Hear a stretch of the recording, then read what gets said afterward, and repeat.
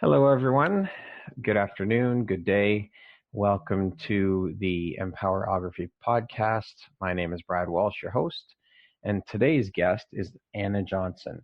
She is the owner of a branding and marketing company called Branding by A&J and a boudoir photographer. Her company is called Boudoir Ego. She is based out of California. And I'd just like to say welcome to the podcast, Anna. How are you today? I am great. Thank you for having me today. I appreciate it.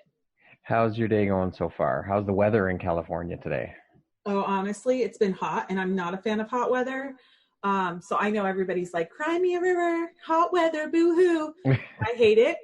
And I love snow and I love the rain and I'm in the wrong city, but I'm stuck here. So it's hot and sunny. Well, I'll trade you our weather for yours. Gladly. No, I would love it. You can have it. You can have the winter weather. I mean, it's not really winter today, but winter weather today, but it's cold, so you can have it. I'll trade you. Anyway, let's jump right in. So I'm just curious, Anna, what got you excited about being an entrepreneur and starting your own business? Well, honestly, I've been doing photography since I was 16. And it was always just a side hobby. And, I got married, had kids, went to school, went to college, became a licensed pediatric nurse, and worked for a very prestigious hospital here in San Diego. And honestly, like just working and stuff was something I just kind of thought I had to do because I was told my whole life that photography is not going to make you any money and you're not going to go anywhere with that. And it's fun, but it's just a hobby. And then I had an injury, and with that injury, it kind of allowed me more time while I was healing to focus on photography since I wasn't able to go back to work. And during that time, I built basically a really good clientele, and I had the option to either go back to work or continue to pursue photography because it was at a point where I either had to back off of what I was doing and basically turn people away or go back to work. And I was like, you know what, I don't want to turn these people away. And I've always loved doing this. So I'm going to leave the nursing field and I'm going to open up a studio. And so I did. And I started from my garage, as most people do, or from my home. And then from there, I moved to a small office, and then I moved to a small studio. Then I moved to a bigger studio, and now I'm in an even bigger studio. And with all of that, the branding and marketing kind of came about in a different aspect. I have always taught, so I was actually a lead in pediatrics, and I taught new nursing students coming in, which is actually really encouraged for nursing as far as in any medical field. Teaching and education is they put a high focus on that. And so I taught new grad students coming into the nursing field, pediatrics. And so teaching was always something that I did. And through owning a business and then being successful in my business, I started seeing people who just really sucked at owning a business. To put it politely. Yeah, well, I'm very honest. Yes, I can tell. That's a good thing, though. Lets people know where they stand, right? Right. Well, and like the thing is a lot of photographers have a lot of skill, but they do not have business skill. And where I really found that they lacked was branding, because so many people were like, especially with boudoir, but the same happens in any genre of photography, is people would be like, oh, I do this because I want to empower women. And I'm like, you and every other photographer want to empower women in boudoir photography, but what makes you different? What is the reason why you want to empower women? And how can you get that message across? And then how can you relate that to people? Because that's what's going to make you stand out, but that's also what's going to draw in your potential client to you. Right. And I started seeing that as kind of a trend that people were, and I still see that as a trend. People just have a tendency to see someone's work or see their site and be like, I want to be them. Mm-hmm. It's amazing, but they need to become their own individual self, because unless their company's built, which most photographers is not, in a way where there's like 8 billion photographers. There are some companies that are like that, but most of them, it's the person who owns the company is the person who's shooting, or maybe they have a small team. And with that type of business and that type of building, you really, really need to represent your brand, and people are hiring you because they want you. And so with that said, you really have to get your branding right. So yeah, that's kind of where I got into branding, and social media marketing just kind of came along with that as my business was building. And I'm a strong believer that the proof is in the pudding. Mm-hmm. Really, I just kind of am one of those people who feel like you should not be teaching or educating unless you can prove that you're doing the same thing. Right. That makes sense. And there are educators out there who are like, hey, I'm amazing at this, or I'm great at sales, or I'm great at this, and they will throw out fake numbers. But then when you actually look into it and you look them up, you realize that that's not true. And it kind of breaks my heart because they get a lot of people paying them for actual education, and they're hoping to get education. I'm not saying people won't get anything out of it, but it's kind of just the blind leading the blind. Yeah, and people paying their hard-earned money, right, to right. go and learn from someone who claims to be an expert. I remember there was quite a bit of scandal going on probably about a year to 2 years ago about this exact topic of photographers posing as teachers or acting as teachers and offering courses when they really weren't qualified to do so. Right. And it still happens, unfortunately. And sometimes, you really just have to do your research yourself. A lot of times it's because, if you've never been to that city that the specific educator is teaching in, and you don't even know any of the demographics of that city, that person can make themselves sound like they are a god in their own city, when really their city could be a population of 20 people. So it's like, of course you're a god in that city because there's only 20 people. And so you're the only photographer around. But, you just have to do your research and your education. But with that said, I've just always said, you know what, the proof's in the pudding, and I'm going to excel on what I know I'm good at, which is business, branding, and marketing. I think I'm a decent photographer too, but I would say so. I've seen your stuff. I would have to tend to agree with you. I think you're more than a decent photographer. But that's not, and it's not that I don't like teaching people how to take photos. I actually don't mind, but my passion in my heart is really just seeing people succeed. And I get excited when I see someone who comes to me who says, hey, you know what? I was able to double my profit last year. Oh, I booked these people. I get excited with them because I know that they're taking what I said to them and they're implementing it and they're becoming successful. And so although it's not my success, in a sense, it feels like my success. That might be like kind of a narcissistic way of looking at it. Well, no, I think that it is partly your success because you helped give them the guidance to get to that point. So I think you can take some credit there and say that, yeah, you share in the success. I mean, I think those are great attributes to have, that you get that excited and you're that happy when your clients succeed to that degree as well. I think that's awesome. Yeah. And it really does. It really just genuinely makes me happy to help them out and to see them go places. I'm like, hey, you know what? You're doing it. And that's good. See, that's nice. That's genuine. Whereas I think some people are just in it to make money, and they teach the person or they help the person along with what they need to help them with. And then they just don't bother. It's like ties are cut and move on to the next one, like an assembly line, right? Yeah. And well, you know what? And let's be real. The people who are, if you're constantly on Facebook, constantly on social media, then that means you're probably not constantly working and doing your job. If you have that kind of time. And there are people who are amazing educators who they did the work and they were super successful in their studio, and then now they become platform speakers, and I admire them. And honestly, like, that's their job now, but they did do the work prior, that now their jobs just kind of switched to educating.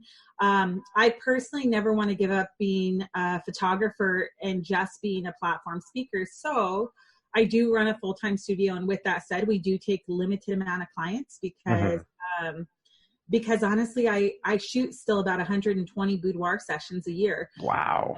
We have weddings and we have our marketing company. And so it just doesn't leave that much room for me to do tons of extra stuff, but helping people and educating people is still a passion of mine. And so I do try to leave room for that. But I do run a full-time studio and I am busy. And so I'm not on social media a lot. And I always tell people, you know what, in order for you to reach or figure out about me, you're not going to see me as the face that's constantly online and constantly doing stuff unless you're following my Instagram, because that's kind of the only way. And that's more so for my boudoir clients, but that's the only way you're probably ever going to see my face is I'm just not online that often. And kind of the only time I really am on Facebook is after business is closed and when I'm sitting in front of the TV at home and I've already left work. And that's when I'm like, oh, hey, now I'll kind of doodle around on Facebook. Right. Or first thing in the morning, honestly, when I'm going potty in the morning, that's like the first time I'm like, oh, hey, I have to sit here on the toilet already. I might as well. Might as well make use of the time, right? Might as well make use of the time and get off Facebook. Got nothing else to do. Well, you're a woman who's wearing many hats. I think that's very admirable. Leaving a nursing career to go in a completely different direction and into the arts and photography and branding and marketing, that's incredible. Good for you. How long, so obviously you started with the photography first. How long has the branding and marketing business been up and running? So I actually opened up my company and it was under the name as Apogee Branding, which is still a functioning branding company. But I handed that over and sold that business to someone else. So with Apogee, the goal with that was to reach out to large companies. And my passion is just smaller businesses and helping the underdogs achieve. And so within that company, that was in 2016. So it's been 3 years, but that company started, and on the side, I was helping small businesses and photographers through that company. And then I just said, you know what, I think I need to branch out. And so last year I merged my photography company with my business partner, Johanna Kitson. And she handles our wedding side, and she also does family and newborn. And then she helps with the branding and marketing as well. And she does a lot of like influencers, so like bloggers and social media influencers. She does a lot of their branding photos, and that's kind of like her passion and where her heart's at. And so when we merged, our goal was just to help, like I said, help the underdogs and the small businesses and really just help them succeed in what they're doing. And my primary focus has really been photographers, although we do have some small boutiques that have hired us, as well as small salons. And so it's not that we're just focused on photographers. We actually help other people. And with our branding and marketing, I teach it, but I don't teach it in a way where it's just for photography. I teach it in a way that it could be for any business. Right. And the education that I take for branding, like the classes that I take and the stuff that I learn they're not even photographers at all. I strongly believe that when it comes down to marketing, it's important to learn all aspects and not just one niche, and then apply it to your specific field instead of just learning from your specific field. Because the reality is most people who are teaching branding and marketing for photographers really don't know what they're talking about. Right. So you just tweak it and tailor it for your particular line of business. Yeah. And some things honestly do go back and forth. Most things do. Some things you kind of have to say, okay, well, let's take this from it, but not take this information, because it's not going to really work with photography and how people do businesses as a photographer. But for the most part, most things, when you understand especially with marketing does translate one-on-one across every platform. Right. Branding specifically is a little different for each business, but you can take the information and apply it to your own and be just as successful. So yeah, so I focus on photographers and small businesses and the small business aspect of where people are starting their company. And boudoir photography obviously is a passion of mine because I'm a boudoir photographer. So I do love helping boudoir photographers with this. And that's kind of, it's helping boudoir photographers is always easier for me because I'm like, oh, hey, I got you. Right up your alley. Yeah, exactly. So keeping with the many hats that you're wearing and keeping with that line of questioning and so forth, what have you found since you're running a few businesses all at once, and you've had the teaching thing, so it's somewhere falls in along the same line. What's one of the most frustrating things you've found about being an entrepreneur? Honestly, I think it's the lack of honesty and communication. So I find that, and honestly, being a female kind of sucks too.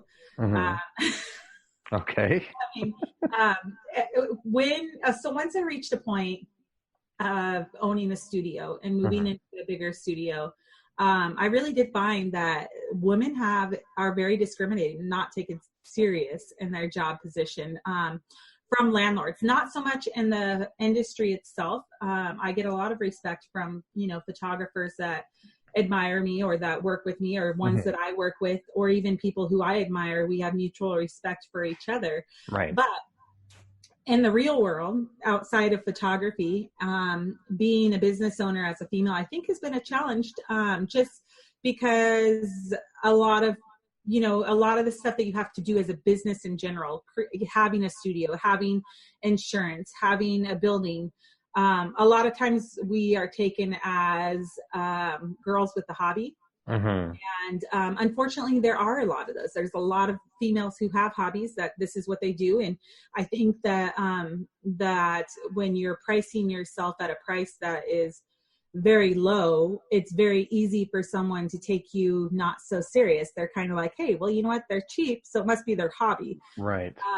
But, going business to business and doing business to business marketing, when working with businesses that are not just female businesses, I have found that sometimes, and it really depends on the generation, but a lot of the older generation males have a tendency to, without like saying all of them, not all of them, but a lot of them have a tendency to think, oh, hey, these girls are just so cute, starting their little business.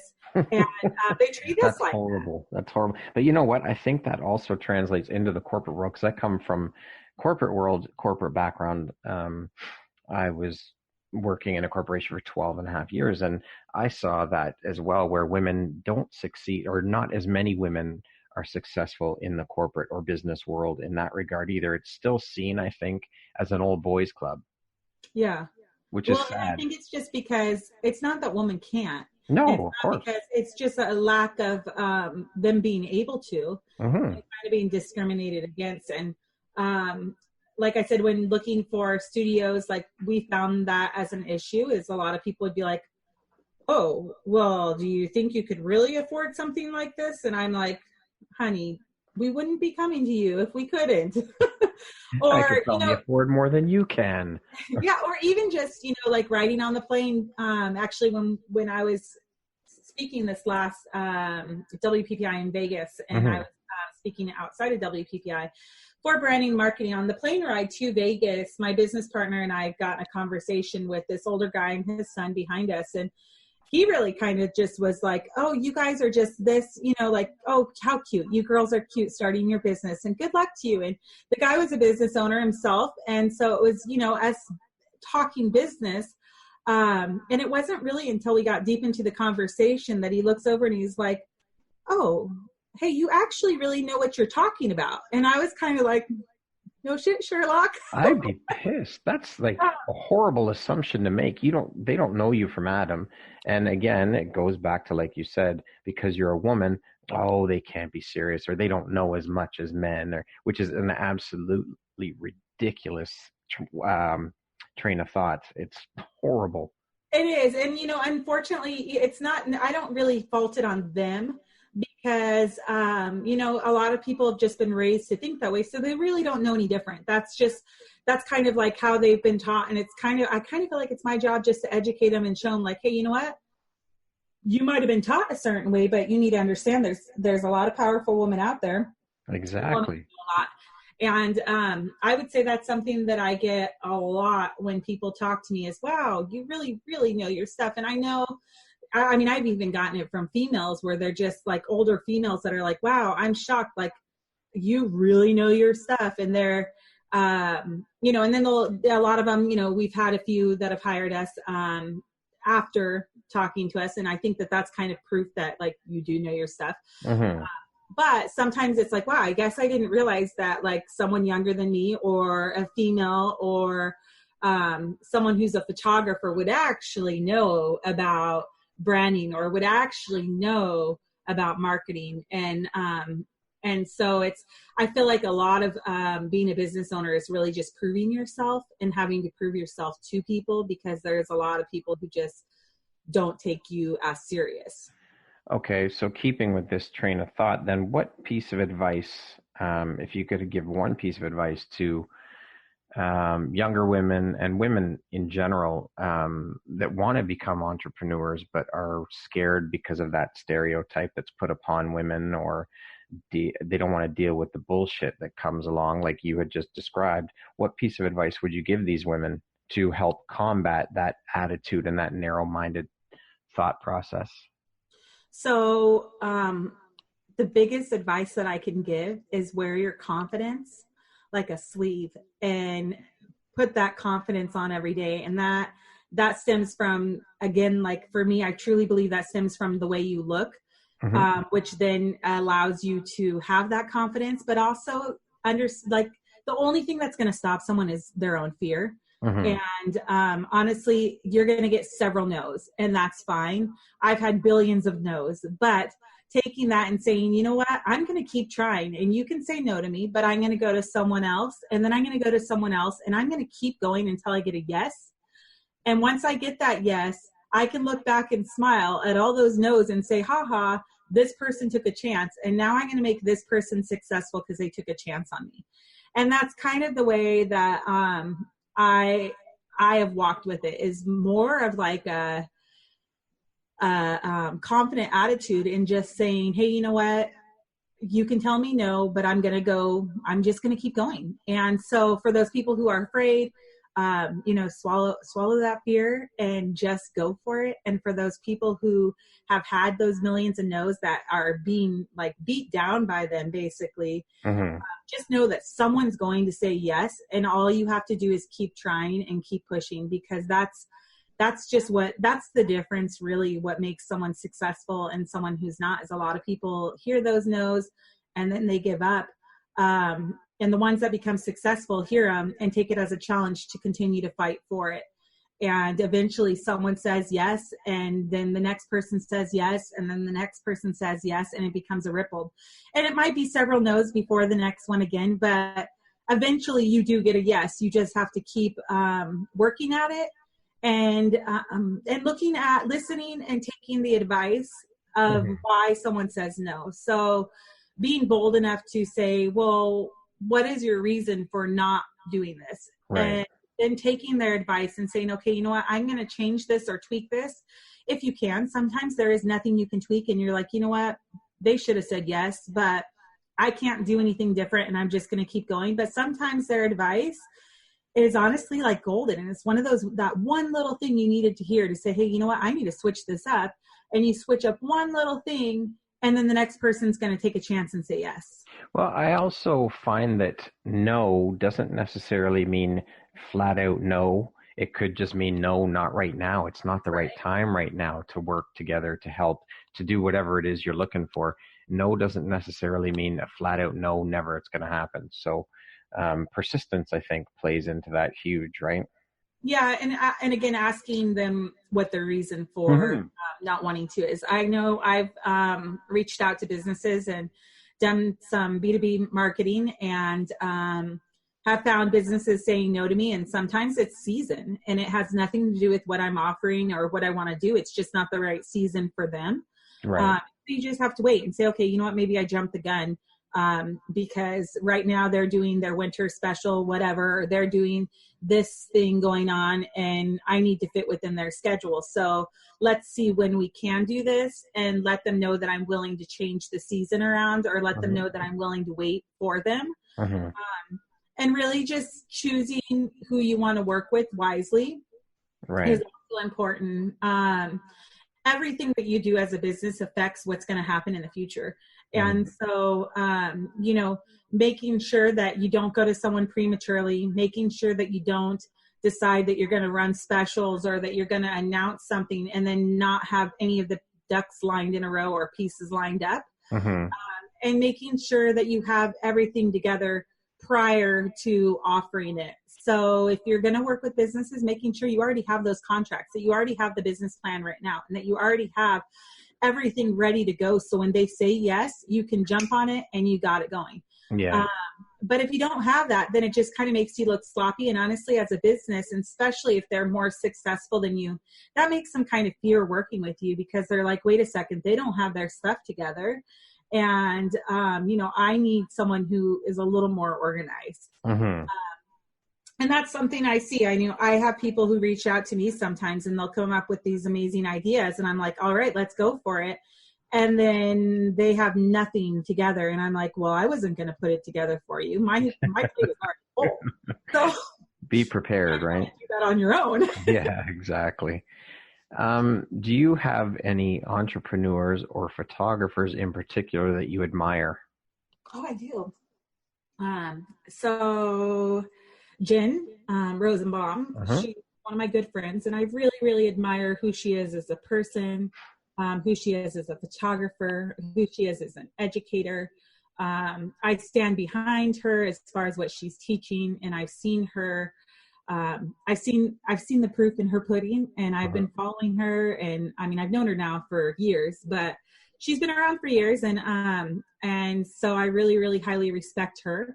Another person is Cara Marie.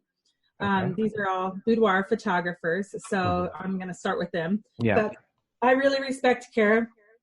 One of the things I really like is she too is someone who's going to focus on her studio and what she's doing prior to just making it be like, hey, I'm an educator and I'm a speaker.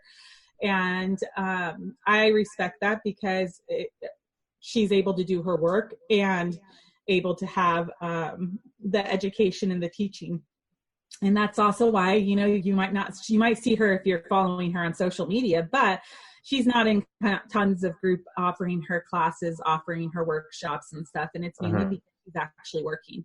And so I really respect that out of her. And as far as, there's so many people who do marketing that I really, really admire. Gary Vee is a really popular one. Yes. And I love his podcast. I love what he has to say. He's really smart and brilliant in his execution of things sometimes. There's been times he'll admit that he's kind of missed the mark, and that is just honestly how life works. There are opportunities, and sometimes you don't take them, and it's a kick in the ass when you realize you should have taken that opportunity, because now you would be so much more successful if you only did it back then. But yeah, I mean, he's definitely one who I admire in the marketing world. And then honestly, that's kind of it, because there are many more marketing people who I follow that, again, have nothing to do with photography. But that's pretty much it as far as the people who those would probably be my top three. Okay. And yeah, I mean, I admire all three of those people as well. Actually, they're big names in the industries they're in. So yeah, you can't help but admire them. Yeah. There's local too. So I mean, in San Diego, sorry, just going off topic. That's okay. Marissa, with the Boudoir Divas, she's kind of gone on a different career path, but I really do admire her, mainly because her and I went to high school. So I've actually seen her grow her business literally from her garage. Oh, okay. And it's in my own city. So as far as someone local, that's someone who I admire now. She's in Nashville and she kind of travels back and forth. Right. That's someone too that I've always admired. And for me, it's always been nice because I know her on a personal level. And so it's admiring someone who I actually know too, even in my own city, and so Yeah, definitely. She's someone who deserves to be mentioned because she's really worked hard at where she's gone and what she's done. And she built her company back when it wasn't as easy to build a company. Mm-hmm. So going back in time, what do you wish you had known when you first started out that you now know, having the experience in business, in photography, in branding and marketing? Is there one thing that you wish you had known when you started out? Yeah. Yeah. One main thing, honestly, would be branding. I really, Okay. really wish that I knew branding like I know it now when I first started my business, because I was like many other photographers and I said, hey, you know what? I'm going to go grab this template, create my website, or use a website template. And my website at the time looked like every other photographer's. And my message said the same thing as everyone else. And I started with fashion and boudoir. So my message went something like, hi, my name's Anna, and I want to empower women. And, I would go on to women feeling comfortable in their skin and yada, yada, yada. And at the time, I thought that was it was my own words, but it was very similar to the many of words that other people are using. Right.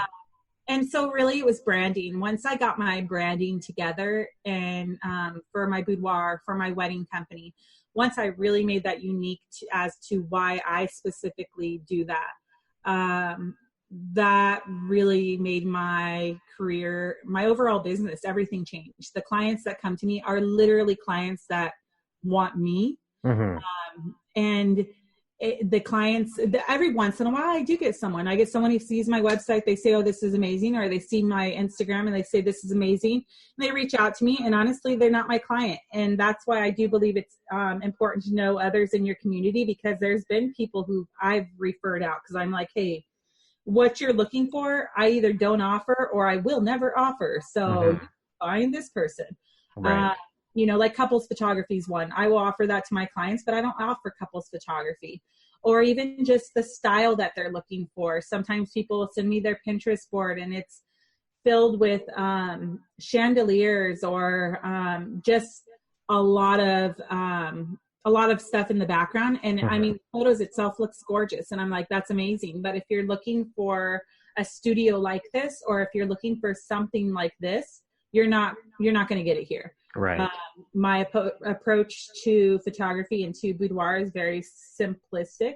My studio is very simplistic. And so I think it's important to really get that down. And I'm a super simple person too. So, I mean, it works. That is why the branding is like that, is because that's who I am. Although I'm crazy, if you ask me.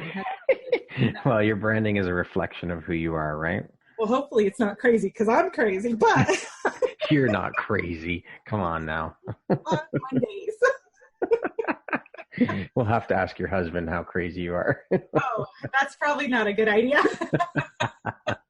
You know what? Everybody has their own crazy. It's just how much someone's willing to deal with. Right. True enough. But yeah, so with that said, I really just think that branding is like the key point to getting business. And it's even the key point to like your pricing. Like everything goes straight back to branding. And again, like I admit it, like I was one of those photographers who would be like, hey, let me go and check out every photographer in my city and see what they're charging and see if that's what I should be charging. And to some extent, that kind of research is important, because you want to make sure that like you're being reasonable with your pricing. But I was making sure that it was like, hey, I'm going to try to do this package that's similar to theirs because that's what they're offering. Right. And honestly, that's not the way to do it. Like I realized after branding and after figuring out my stuff that your pricing should really be a reflection of your brand. For instance, I'm not a luxury boudoir photographer. I do have pricing that's expensive, but I'm definitely not luxury. But someone who's looking for luxury, if they came to my site, saw my pricing, I'm not luxury pricing either. And if you are offering the luxury photography, you should be luxury pricing, because let's face it, there are some people who are willing to pay that, and they will literally only go to the sites that are charging luxury pricing because that's what they know and that's what they're willing to pay. And so they look at it as like, hey, if I'm paying more, I'm getting more. And sometimes Right. that's true. Mm-hmm. But that's just a slight example. There's more that goes into it. But I mean, reality is even pricing. Like if your branding is spot on, your pricing, what products you're going to offer, how you're going to decorate your studio, how you're going to look, everything flows in it. And then that needs to represent you. And when I started off, a lot of what I was doing wasn't representing me as a person. Mm-hmm. And so it's just really confusing for those people who did come in. I really honestly feel bad for the first several clients that I had, because I mean, I had no idea what I was freaking doing. So. We all fumble our way through things in the beginning, right? And Oh, heck yeah. And you know what? I think their photos turn out good. I still look back at photos and I'm like, whoa, what was I thinking? But they're not horrible. So I'm mm-hmm. like, well, at least I had somewhat knew what I was doing. They just weren't amazing. But the reality is the experiences that I was getting, the conversations that I was having, was not me. Yeah. And your business needs to be about you if you're the photographer of your business, because that's what people expect. And so they need, they need to be able to go online, be able to read your website, and be able to feel like they know you already. Mm-hmm. And then from that first email, feel like they know you already. And so when they come in, they're like, dude, I know you because I've been talking to you. Exactly. What do you think your unique skill set or superpower is that has helped you become successful in your businesses? Oh, probably communication. Okay. I know I've talked to you several times, and I am a talker. And so, I mean, can you guys tell? I am a talker. And so I really think that that's been something that's helped me. Is I am so excited about life, and I am excited and passionate about everything I talk about. Otherwise, I just don't talk about it. And so I will only talk about the things I'm passionate about. And therefore, when I'm passionate and I'm talking, I feel like people just feel that, and they can tell, and they get excited with me. But yeah, communication, talking to my clients, talking to businesses, all of that, I think that's it. Yeah, your passion definitely comes across. I mean, I've known you for a while now, and even just conversations, not even necessarily about business, but you can just tell your passion for life. And yes, definitely your passion for your businesses, but it's just there. It's evident. You can just hear it in your voice, and the happiness and the excitement. And it's an incredible trait that you have. That's for sure. More people need that in their lives, I think. Well, It is infectious when I'm talking to you, I get excited about things and whatever we're talking about, and it gives you a zest, a new zest or a new outlook when talking to you. So keep that up for sure. Hopefully you never lose that. yeah, well, man, I don't think I'll ever be able to lose not talking. I really love talking. So I'm sure it drives my business partner nuts because she's not a talker.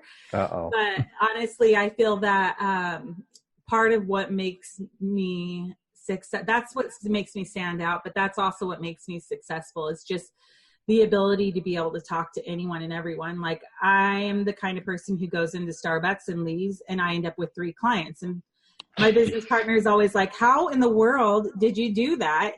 You walked into the beauty store and you left, and now she's booking us for branding and for boudoir and for everything that you offer. And really, it's because I'm excited and passionate about what I'm doing. But honestly, like, I am a total empath. And so when someone tells me like that they're struggling, or that they, I listen to them. And when they tell me that they need help, I'm like, ooh, what can I do to help them?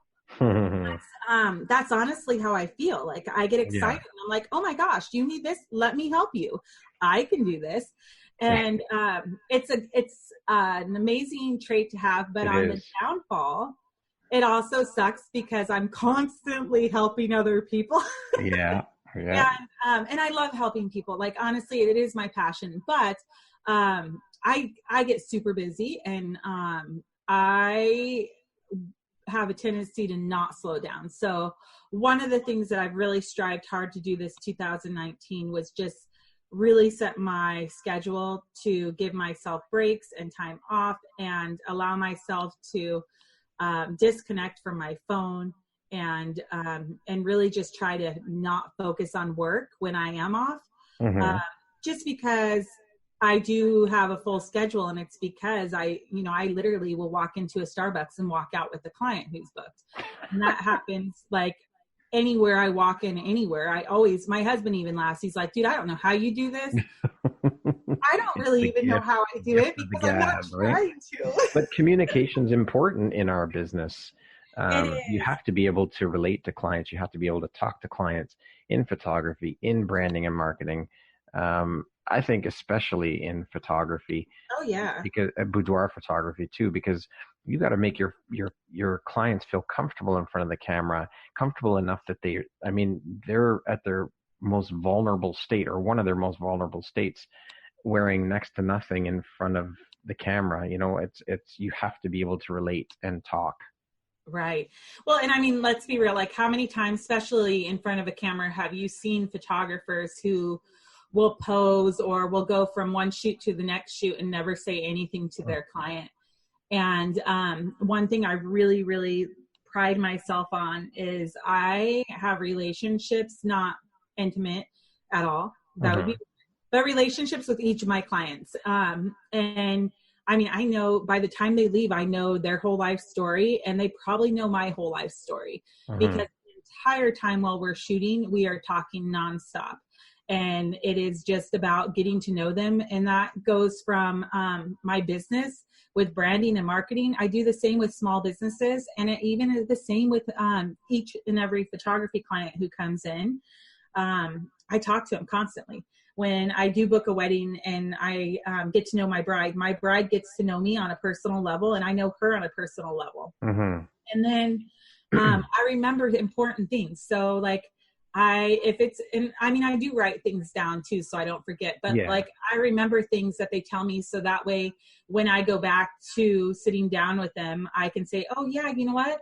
How was that trip that you went on last week? Because I know you mentioned you were going to Hawaii, or I know you mentioned you were taking a cruise. How was that cruise? Did your daughter like it?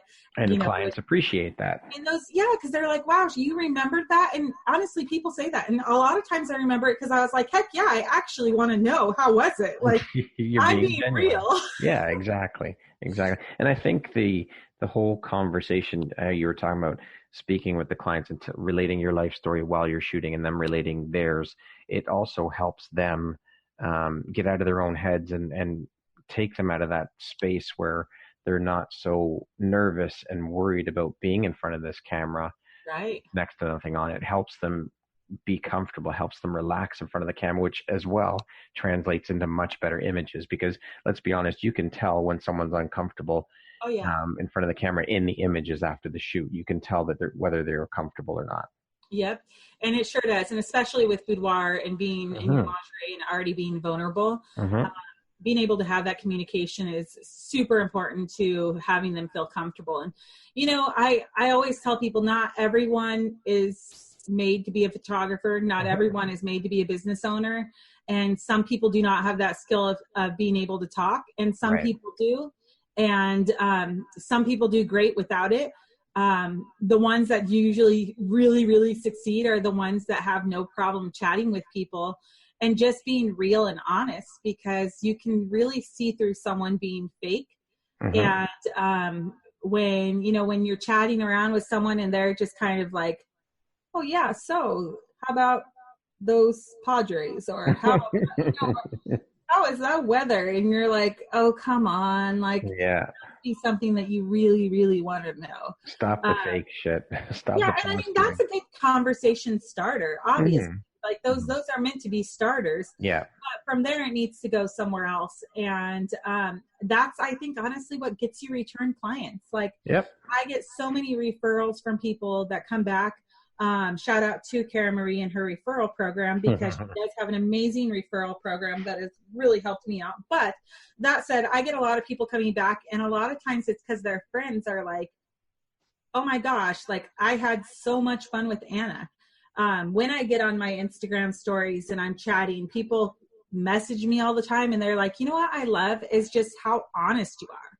because when I'm sitting there and I say something wrong or I totally mess up or make a goof out of myself, I laugh at myself and I'm like, you know what?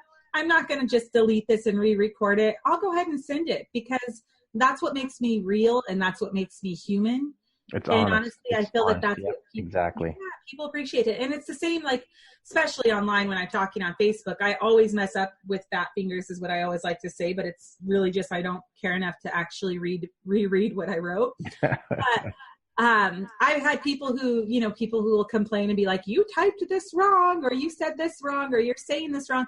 But then I also get just as many people coming back and saying, I appreciate how real you are because you really just didn't care. And it's not that like I don't know the difference. It's that I really just don't care enough because I'd rather be authentic in the moment as opposed to worrying about all the technicality of things. Exactly. If you could go back and give your younger self one piece of advice, whether it be about life or business or anything else, what would that piece of advice be? Well, it would have been to invest in Apple when I had the opportunity. And then to pull out at the right time. That honestly would have probably been the best advice I could have gave myself. I used to work for Apple in their tech support, and I had the opportunity to have company shares. And I know Gary Vee always talks about his opportunity to invest in Uber years ago and how he missed that opportunity. Well, I missed my opportunity to have shares invested in Apple. And man, I would have had a shit ton of money. You're kicking yourself now, huh? I would have had so much money. Luckily, we did get on the Bitcoin thing, and we pulled out of Bitcoin at the right time for my family, which was good. But there would have been so many things financial things that I probably would have said. Now, as far as a business, again, it would be that branding. But yeah, telling my younger self, and honestly, telling my younger self to just not care so much about what other people think of you, and to just worry about what you think about yourself and work on building yourself as a person. That's probably like the prime advice that I would have given my younger self was, Anna, stop caring about everyone else and how they're looking at you. Just care about where you're going and what you're doing for yourself, because that's all that matters. I think that's great advice for young women too, who want to get into the entrepreneurial world. And in general, just in terms of self-love and body love and body acceptance and all of that stuff. I mean, that all ties into our genre of photography, boudoir photography. So I think that's a great piece of advice globally. So. Oh, yeah. And I mean, honestly, boudoir photographers say this all the time, but it really does, I believe, truly, truly believe, for females and for males, that it really, confidence stems from how you feel about the way you look. If you could be like, hey, I am the best technical engineer or biological engineer or whatever job that you have, I am the best of it.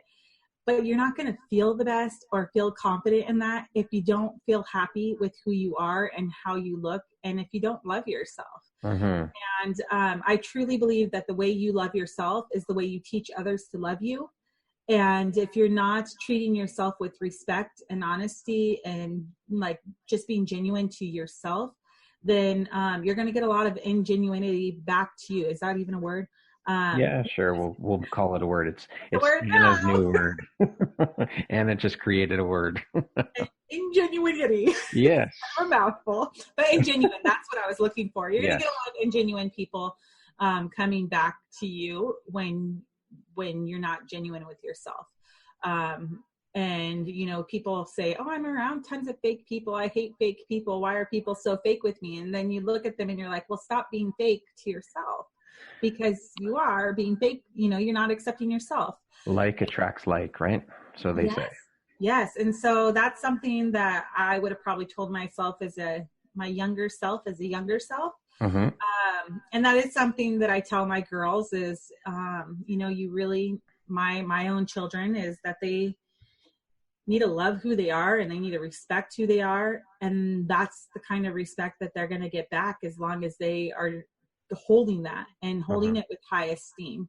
And for me that stems from taking boudoir photos and saying, hey, you know what, I'm not going to settle with these cheap cell phone photos or selfies that I took of my butt in the mirror. Like, I'm going to set a standard of valuing myself by getting something done professionally, and it sets that standard that I want to invest in myself because I deserve to be invested in. Excellent advice. And one last thing before we go. Do you have any big projects you're currently working on or coming down the pike that you would like to share with the audience today? Oh my God, that's probably the worst question you can ask me because I always have tons of projects going on. Okay, let's limit it to 3. So yes, I do. Okay. I am working on a destination workshop with a group of photographers, and that's going to be being announced. I'm not going to announce who these photographers are yet, but that's in the works. How about the destination? Can you tell us about the destination? No. No? Okay. We have a couple things. We don't have the exact destination set. So it's kind of in the beginning works. We do have the team set, but we are deciding on where we want to do this. Okay. And destination could possibly even be San Diego. That won't really be destination for me, but it will be destination for most of these speakers. Right. And for most of the photographers traveling out here. The other thing is more studio stuff. You know, I have a lot of events going to be planned this year in my studio. That's kind of fun. That's more for like the client aspects of things. With branding and marketing, we have a few different things lined up. Oh, and you guys, you know what? I am going to be starting a podcast here in the next month. Yes. It's called the Triple B, which is Business, Branding, and Boudoir. Excellent. I would say that's kind of a fun one to announce on here. For sure. Is that, you know, anybody who's listening, they'll be able to tune in to me, and I'll be going over business, branding, and boudoir, the triple Bs, and just kind of digging deep into that and getting that out there. So that'll be launching here in the next month. Awesome. Possibly in the next couple weeks, but yeah, pretty soon. Good. How about you? That's all you got, eh? Okay. Yeah. Well, that's quite a bit.